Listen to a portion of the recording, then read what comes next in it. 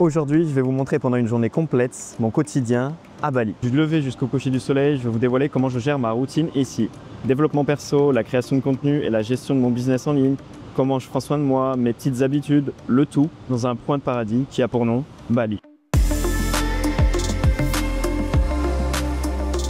Les amis, nouvelle vidéo aujourd'hui, vidéo un petit peu différente de ce que j'ai l'habitude de publier habituellement. Vous l'avez vu dans le titre, vous l'avez vu sur la miniature. Aujourd'hui, je vais vous présenter un petit peu mon quotidien. Je vais vous emmener avec moi tout au long de cette journée, vous présenter un petit peu mes habitudes ici, du côté de Canggu, enfin plus précisément à Perianan. Pourquoi j'adore tant Bali? Pourquoi Bali? C'est quelque chose d'incroyable pour moi, mon quotidien est incroyable ici. Tout ça, je vais essayer de vous le montrer à travers cette vidéo. Là, justement, il est encore assez tôt le matin. Je fais ma petite balade, ma matinale tout simplement. Je sais, marcher à Bali, c'est un peu du luxe. C'est ce que je fais quasi tous les matins. Voilà. J'ai un petit chemin à prendre, ça dure à peu près 30 minutes. Alors, à vrai dire, j'en ai même deux. Là, je fais celui qui va à la mer et des fois, j'ai celui qui coupe à travers les rizières, qui est même encore plus calme, encore plus tranquille. Je me lève en principe entre 6h30 et 8h. J'utilise pas de réveil. J'ai tellement l'habitude de me coucher et de me lever à la même heure, ce qui facilite un peu le process le matin. Et souvent, pour habitude, je me réveille, je m'étire, très important. Si je le fais pas, j'ai l'impression d'être cassé en deux. Je prends mon petit déj chez moi et puis des fois, j'en profite quand même pour checker rapidement mes mails, les commentaires qu'il y a eu sur les vidéos précédentes sur YouTube. S'il y en a eu, j'accorde une attention particulière à tout ça. Dans la foulée, je m'arrête souvent à un café que j'apprécie énormément pour me prendre soit un petit espresso rapidement, comme ça a été le cas ce matin, soit je prends directement un ice latte et je le prends avec moi dans ma petite gourde et j'attaque ma balade tout simplement. Et voici la plage de Perianan. Alors elle est un peu sale aujourd'hui parce qu'il y a eu pas mal d'inondations, donc quand c'est inondé souvent ça déborde d'eau ici et c'est vrai que ça met pas mal de déchets. En l'occurrence là on a plein de morceaux de bois sur le côté, mais juste ça, en face vous avez les grosses vagues et les surfeurs qui sont déjà bien en forme, bien à fond pour profiter de ce joli temps. Pour revenir sur le sujet, la thématique de la vidéo, aujourd'hui je vais vraiment vous amener un peu de partout en fait avec moi. Je vais vous montrer le côté business, donc comment je travaille, ce que je fais exactement au quotidien, parce que c'est vrai qu'on me pose assez souvent la question, du moins de plus en plus. Je vais aussi vous montrer la partie sport, comment je m'entraîne, où c'est que je m'entraîne. On va aussi parler nourriture, parce que j'ai quelques spots à vous présenter. Et je dois aussi vous parler du confort niveau nourriture qu'on a ici du côté de Canggu, c'est assez incroyable. Donc je vais finir ma petite balade, je vais vous montrer quelque chose que j'ai pris l'habitude de faire depuis peu, et ensuite on va enchaîner. Allez, c'est parti.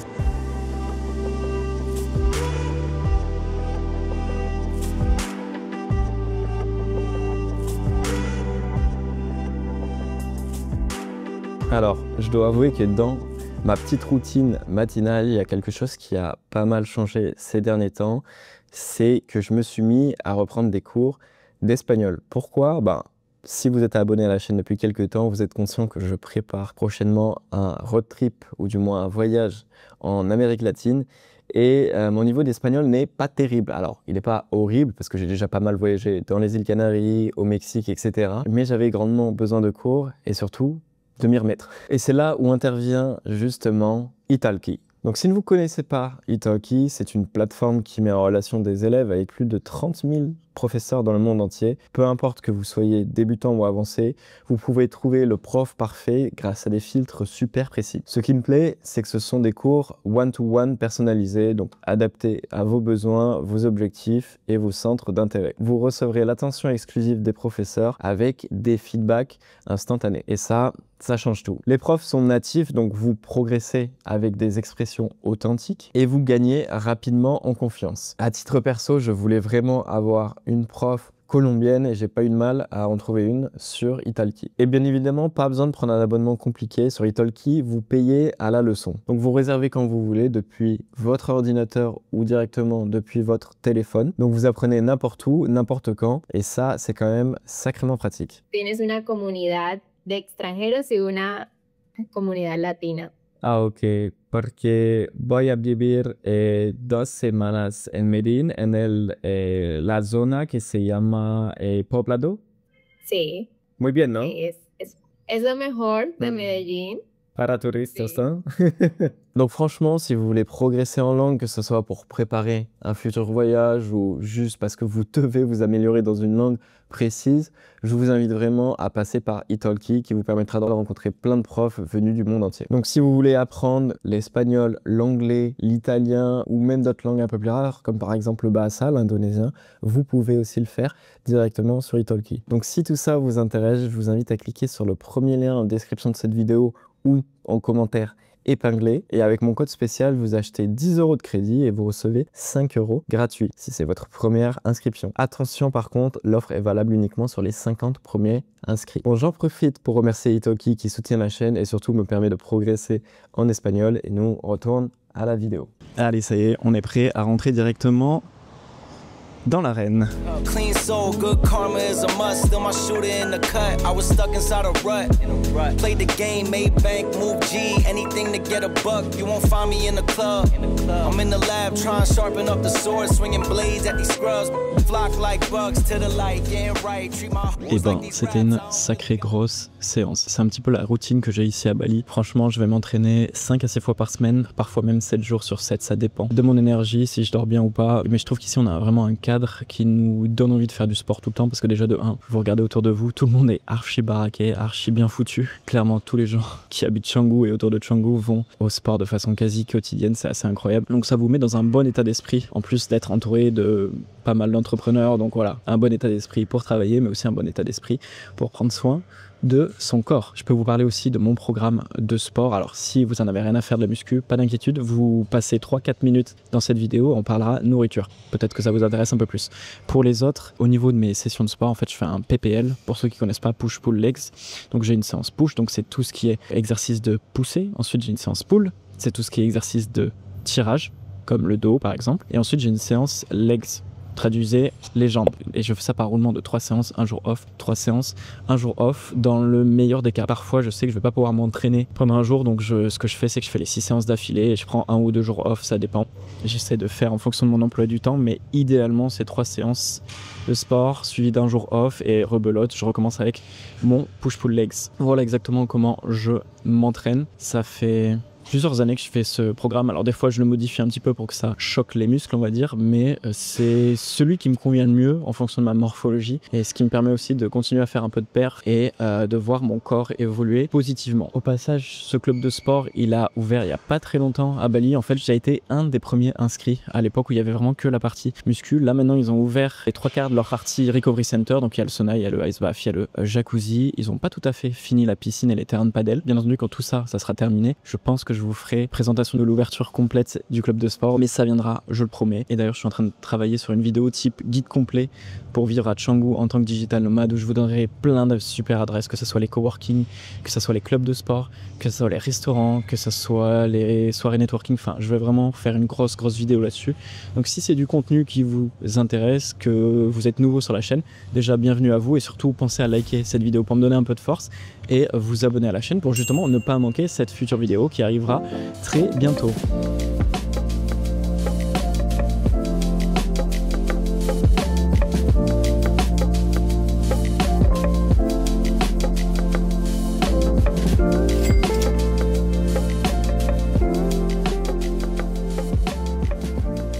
Bon, c'est le moment de manger un bout, et je voulais aussi vous parler des habitudes de nourriture, de consommation que j'ai ici du côté de Canggu. Alors pour être très sincère, l'offre est immense. C'est-à-dire que tous les jours, vous pouvez tester un nouveau resto si ça vous chante, et ça pendant 365 jours sans problème. Tellement il y a d'offres, tellement il y a de restaurants différents. Moi, j'avoue que j'ai mes petites habitudes, un peu comme tout le monde au final, et j'aime bien aller dans plusieurs restaurants. J'ai une petite sélection, on va dire. Parmi eux, il y a Hustle. Anciennement, ça s'appelait Nipsey. Apparemment, ils ont eu un petit souci de branding et de copyright, donc ils ont dû changer de nom récemment. Maintenant, ça s'appelle Hustle. C'est pas très loin de la salle de sport où je vais. Et ce qui est cool, c'est que vous pouvez confectionner vous-même vos plats. Donc en fait, ils vous listent les ingrédients, vous faites votre sélection, admettons patates douces, riz, poulet, bœuf, hein, vous faites vraiment votre sélection complète, et vous font soit un bol, soit une assiette classique, voire dans certains cas des wraps. Ça vous permet de vraiment contrôler ce que vous mangez. Puis ce qui est bien aussi, c'est que la plupart du temps, ils vous mettent aussi les calories Donc vous savez à peu près combien ça représente en termes de calories. C'est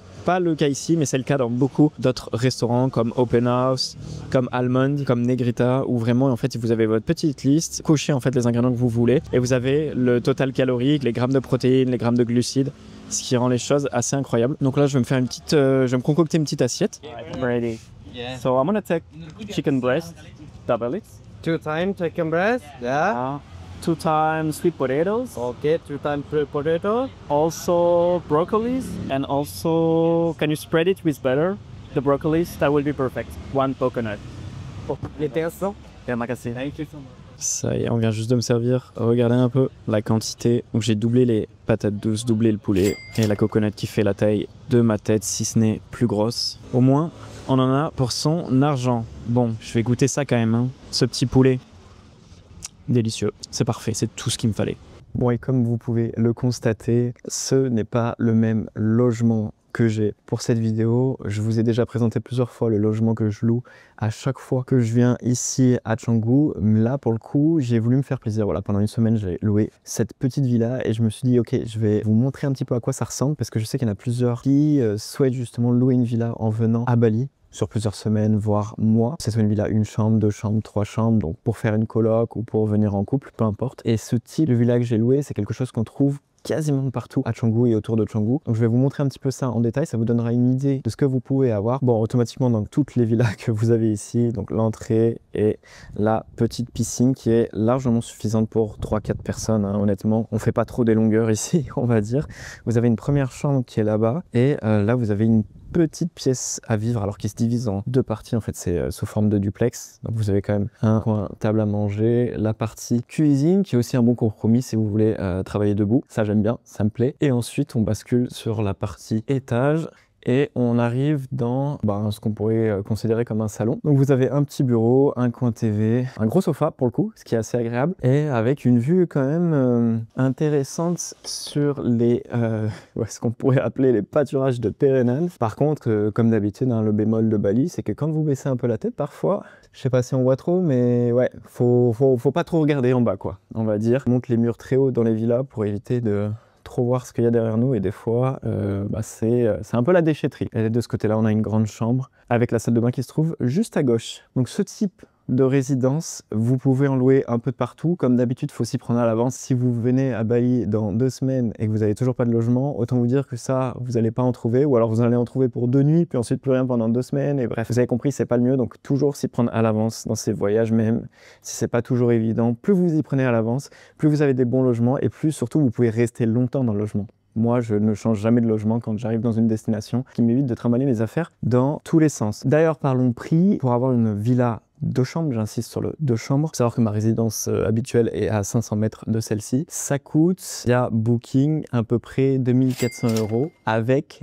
Genius. Pour ceux qui ne connaissent pas, Genius, c'est justement le programme de Booking qui vous permet de toucher des logements un peu moins chers. Sans Genius, on n'est pas loin des 3000 € par mois. Donc oui, ça représente un budget. Après, bien entendu, ça dépend de la localisation où vous êtes. Celle-ci est parfaitement située. Elle est à mi-chemin entre les salles de sport, les restaurants, les cafés un peu sympas. Bien entendu, si vous êtes prêt à rouler un peu plus, à faire un peu plus de scooter pour sortir, là, vous pouvez toucher des prix un peu plus bas. Et encore plus si vous voulez louer sur 6 mois, voire à l'année. Mais voilà, ça me tenait à cœur de vous montrer cette résidence pour vous donner une idée de ce que vous pouvez avoir, cette gamme de prix et surtout à cet endroit précis de Bali.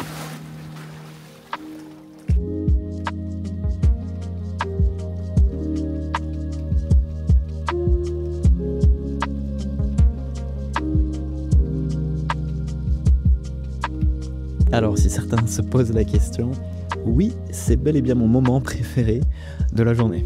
Et ça se comprend.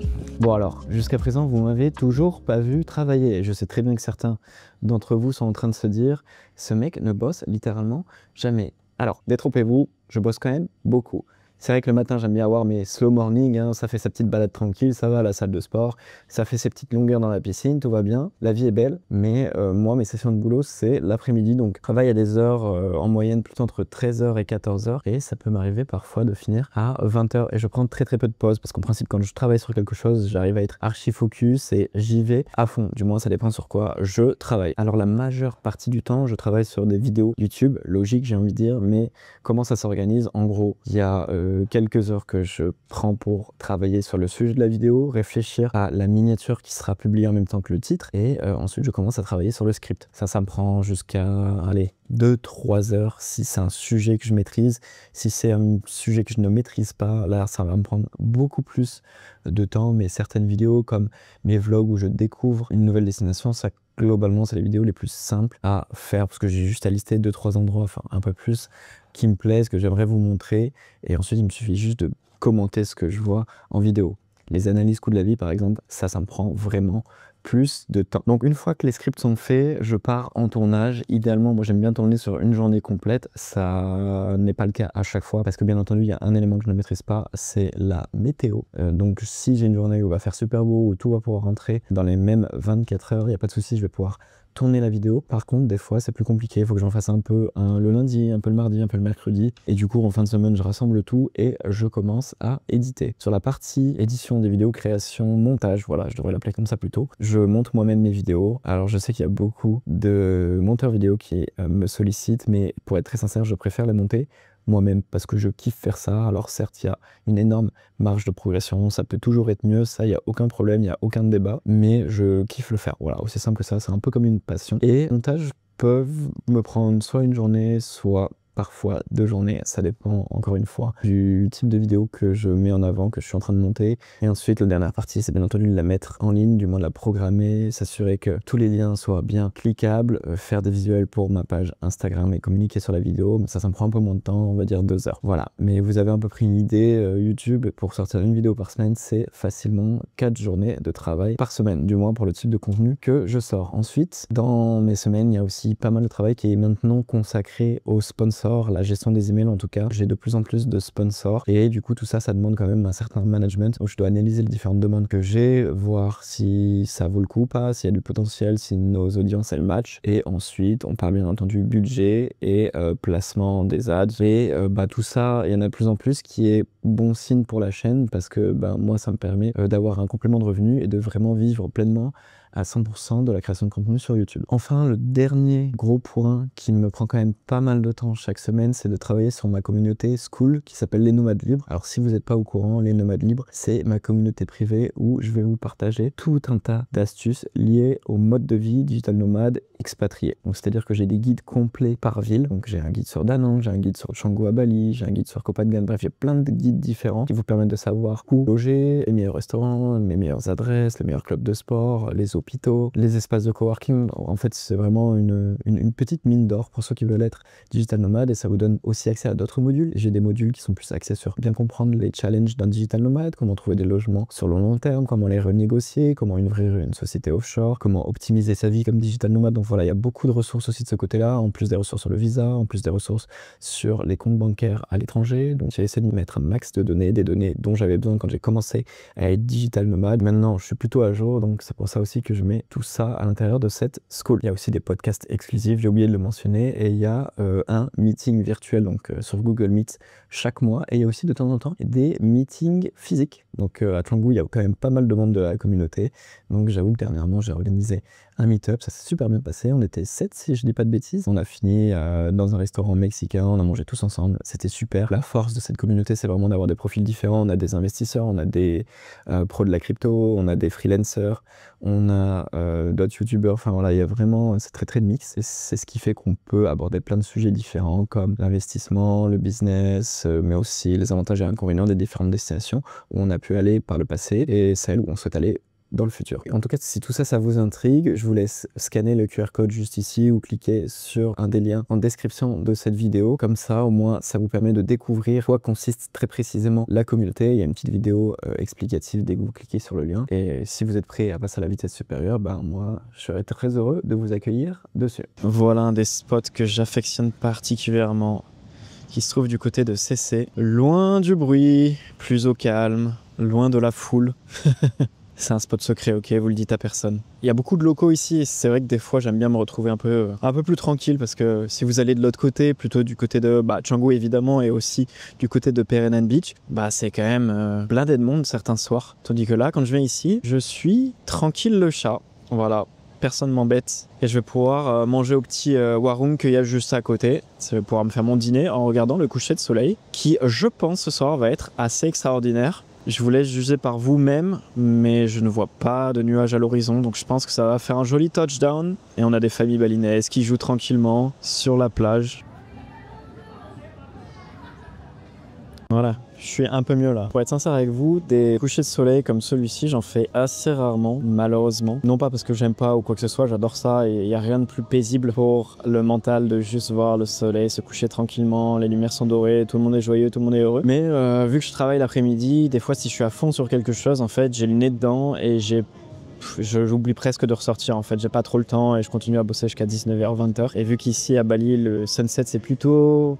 Ouais, il faut se motiver à 17h30, 18h. Ça peut être un peu embêtant pour ceux qui travaillent l'après-midi et qui font des grosses sessions comme j'ai l'habitude de faire la plupart du temps. Puis j'ai voulu aussi vous amener à ce spot que j'affectionne particulièrement pour vous prouver aussi que si vous êtes OK pour faire 10-15 minutes de scooter, vous pouvez toujours dénicher des endroits qui sont relativement tranquilles, loin de la foule, pour l'instant du moins. Petit soda water est arrivé. Mais c'est vrai que pour vous, ça vous permet aussi de vous rendre compte les avantages qu'offre Canggu et les environs de Canggu pour des digital nomades ou des gens qui veulent s'expatrier. Parce qu'au final, dans le monde, des endroits, des îles où il y a autant d'entrepreneurs, autant de facilities pour pouvoir s'entraîner, bien manger, prendre soin de soi, faire des meet-up d'entrepreneurs, avoir des super espaces de coworking, avoir 10 000 services possibles. Franchement, je fais jamais à manger. Je pourrais le faire, hein, mais j'ai un peu la flemme pour être sincère avec vous. Je ne fais pas à manger, je ne fais pas le ménage, je ne fais pas ma lessive, je ne repasse pas. Et il y a tout un tas de services, comme c'est aussi le cas à Dubaï par exemple, et ça offre en fait un quotidien qui est tellement agréable. En tout cas, j'espère vous l'avoir plus ou moins montré à travers cette vidéo. Ça vous permet de réaliser que oui, si vous venez à Canggu, vous allez avoir tout ça à votre portée et vous n'êtes pas obligé de gagner des millions d'euros pour avoir cette vie-là. Très sincèrement, j'ai croisé des gens qui avaient leur petit business en ligne, qui gagnaient entre 1000 et 1500 euros par mois et qui vivaient une belle vie à Bali. Et si vous faites un minimum attention, que vous mangez un petit peu local de temps en temps, que vous achetez pas des ice latte matin, midi, soir, c'est largement possible pour ce budget, c'est toujours possible pour ce budget. En tout cas, j'espère vous avoir un petit peu ouvert les yeux sur mon quotidien ici à Bali, mon quotidien que je chéris tant, que j'adore. Alors c'est vrai que dans plein d'autres pays, j'ai une routine qui est similaire, mais du côté de Canggu à Bali, c'est là où j'ai ma routine la plus adaptée à mes besoins, celle qui me rend le plus heureux. Je vous invite à liker cette vidéo si elle vous a plu, vous abonner à la chaîne si vous voulez suivre mes aventures à Bali et partout dans le monde. N'hésitez pas aussi à me poser vos questions si vous en avez. Et comme d'habitude, prenez soin de vous. Moi, je vous dis à très vite pour une nouvelle vidéo sur Canggu. Et d'ici là, portez-vous bien. Allez, ciao.